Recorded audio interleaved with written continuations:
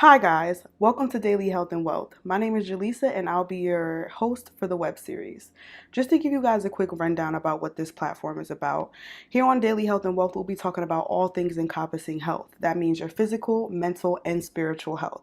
If you're not someone who considers yourself spiritual or practice any specific religion, I like to think of spirituality in the scientific sense of just the harmonious and symbiotic relationship between your mental and your physical health, because in order for them to properly work, they need to work in conjoinment with one another. We'll be talking about meditation, so let's just go ahead and jump right in. I'm going to give you guys a brief history on meditation. The earliest forms of meditation are seen in early Indian culture around 1500 BC. A lot of their arts and artifacts prove that they were in meditative states with their eyes closed in relaxed positions. We start to see this practice spread all throughout of Eastern Asia. Through all of their religious practices, we see it start to spread throughout history through Europe, and here we are today in hot yoga avocado toast 2020 Western world. And whether the practices are quote unquote trendy, one thing we do know for sure is that they work. So let's talk about the scientific based benefits of meditation. We know for a fact that it reduces stress. We know that it is a symptom management tool for people with anxiety and depression. We know it can help with sleep patterns if you are someone who has trouble sleeping, and most of all, it improves your overall outlook on life, which is something I know that we are all looking to do, especially now. So let's dispel some of the myths about meditation. I know that not everyone's cultural practices have had them raised in a way that they understand symptom management, they understand mental health, or they understand ways that you can manage your mental health. Myth number one is that you have to sit in a specific way, and this is not true. I know you guys see people with their poses, and that is great. Shout out to all of the people that are flexible enough to put their bodies in those type of positions. But I sure enough don't got the knees for it, and I'm not sure if you do too. So, all you need to know is that you need to be in a relaxed state, and the most important part is that your airway is clear so that you can get oxygen inside of your body in the appropriate manner while you're meditating. Myth number two is that it takes too much time. Honestly, we spend 10, 15 minutes to an hour to more to hours a day doing things that don't benefit us at all. I know that we can dedicate 10 to 15 minutes a day just to something that can hopefully work towards our self-improvement. It doesn't take long. Next we have, it's because I'm not a spiritual person. Shout out to all my spiritual and religious people. Most of you culturally have been ingrained to know how to meditate. You pray to your divine power, and that is a huge form of meditation. It's actually the largest practice of it. But if you're not a spiritual person, that does not mean you cannot meditate. That does not mean it won't be beneficial to you.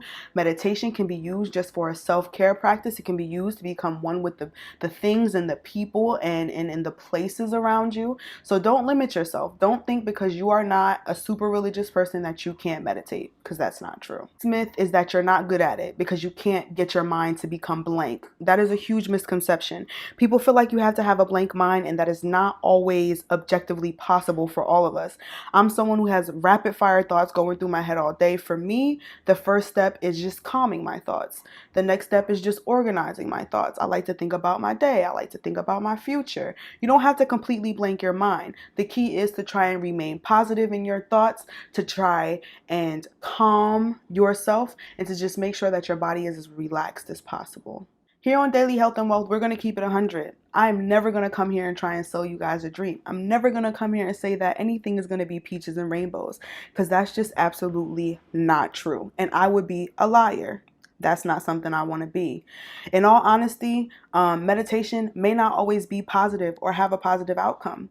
There was a study conducted with 1,200 patients, and 25% of those patients did report that they had adverse reactions when meditating, whether it was practicing daily, weekly, monthly, or every once in a while. So if you do have a negative experience during meditation, whether it's during or after, I would suggest doing a little bit more searching and maybe consulting with a medical professional who can help you clinically tackle this. As I'm meeting with my therapist. Yeah. Because if at-home symptom management isn't working, you may have to dig a little deeper. So, to end this video off, I'm just going to give you guys my unsolicited opinion. In my opinion, meditation works. I think that it will work for more people than it'll hurt. Again, it was only 25% of a small study with 1,200 people. I think on a larger scale, if we increase those numbers, a lot more people would find that they find a lot more peace and happiness in their lives if they spent this alone, quiet time with their inner selves. Not just who they're perceived to be from the world, not just who you're projecting out into the world, who you are deep inside when it is just you. So I suggest everybody try meditation. It is just my opinion. I am not a doctor, although I am a medical professional.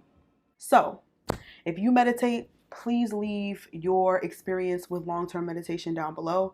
If you are a medical professional and you work with meditation in the healthcare system, please leave down below how it has helped you in your job and all of the clients that you serve.